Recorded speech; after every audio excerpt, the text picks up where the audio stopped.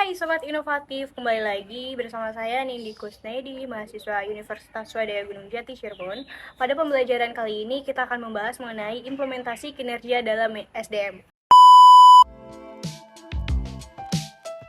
Di pembahasan kali ini kita akan mempelajari mengenai implementasi kinerja dalam manajemen SDM. Untuk mengetahui materi lebih lanjut mengenai kinerja SDM, langsung aja simak video berikut ini. Tingkatan kinerja terbagi menjadi 3. Yang pertama, kinerja organisasi. Pencapaian hasil pada tingkat atau unit analisis organisasi kinerja pada tingkat organisasi ini terkait tujuan organisasi, rancangan organisasi, dan manajemen organisasi. Tingkatan yang kedua, kinerja proses. Kinerja pada proses tahapan dalam menghasilkan produk atau pelayanan ini dipengaruhi tujuan proses, rancangan proses, dan manajemen proses. Dan tingkatan yang ketiga, kinerja individu atau pekerjaan. Pencapaian atau efektivitas pada tingkat pegawai, pekerjaan ini dipengaruhi tujuan pekerjaan, rancangan pekerjaan, dan manajemen pekerjaan serta karakteristik individu. Secara garis besar, kategori arti kinerja. Menurut Bernardin tahun 2001, kinerja merupakan catatan hasil yang diproduksi, dihasilkan atau fungsi atau aktivitas selama periode waktu tertentu. Kinerja sebagai hasil, bukan karakter sifat dan perilaku. Sedangkan menurut Richard tahun 2003, kinerja sebagai hasil juga terkait dengan produktivitas dan efektivitas. Produktivitas merupakan hubungan antara jumlah barang dan jasa yang dihasilkan dengan jumlah tenaga kerja, modal, dan sumber daya yang digunakan dalam produksi itu.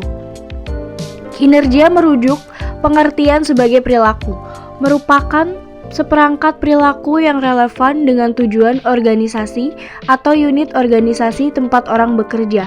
Kinerja merupakan sinonim dengan perilaku. Kinerja adalah sesuatu yang secara aktual orang kerjakan dan dapat diobservasi.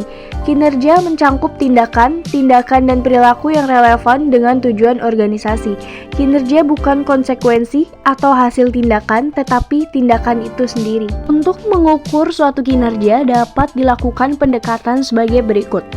Pendekatan ukuran standar kinerja dalam melakukan pengukuran. Yang pertama, pendekatan personality traits, mengukur kepemimpinan, inisiatif, dan sikap. Yang kedua, pendekatan perilaku, mengukur umpan balik, kemampuan presentasi respon terhadap komplain pelanggan.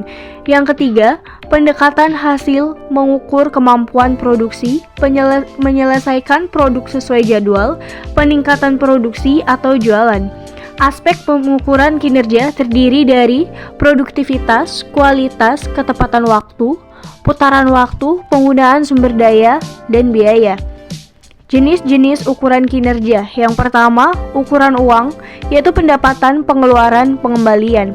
Yang kedua, ukuran upaya atau dampak, yaitu capaian sasaran, penyelesaian proyek, tingkat pelayanan, kemampuan mempengaruhi. Dan yang ketiga, ukuran reaksi, penilaian rekan kerja, pelanggan, pemegang kerjaan lainnya. Keempat, ukuran waktu, pelaksanaan kerja dibandingkan jadwal, batas akhir, kecepatan respon, jumlah sasaran. Ukuran kinerja dalam dimensi kualitas. Yang pertama, kehandalan, 2 daya tangkap, yang ketiga kompetensi, 4 akses, 5 kesopanan, dan yang keenam komunikasi, 7 kejujuran, 8 keamanan, dan 9 pengetahuan terhadap pelanggan, dan yang terakhir bukti langsung. Selanjutnya, kinerja dan problematika dalam manajemen pengetahuan. Konsep kinerja dalam organisasi. Kinerja karyawan dan kinerja organisasi mempunyai kaitan erat. Tercapainya tujuan organisasi tidak lepas dari sumber daya yang dimiliki organisasi yang dipergunakan atau dijalankan karyawan yang berperan aktif sebagai pelaku dalam upaya mencapai tujuan organisasi tersebut.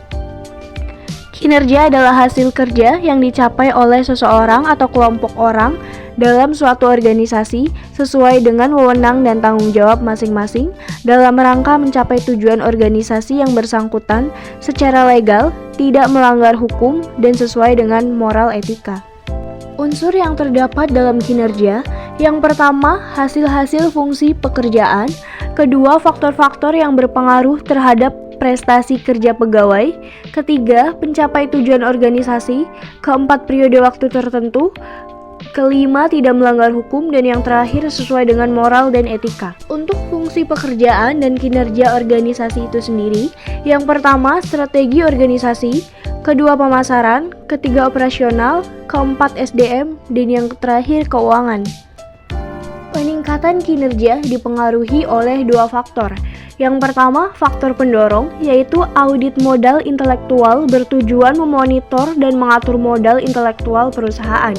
Dan audit modal intelektual memerlukan tim yang terdiri atas ahli strategi organisasi, keuangan, SDM, analisis pengetahuan, properti intelektual, dan pemasaran. Dan faktor yang kedua yaitu penghambat, yaitu masalah yang lekat dalam sistem pengukuran manajemen pengetahuan itu sendiri. Sulit didefinisikan hubungan langsung antara inisiatif manajemen pengetahuan dengan performasi perusahaan. Manajemen biasanya meminta indikator kasat mata seperti dampak terhadap performansi, keuangan, dan operasional lainnya. Semakin beragam dan kompleksnya stakeholder atau pihak kepentingan terhadap eksistensi perusahaan.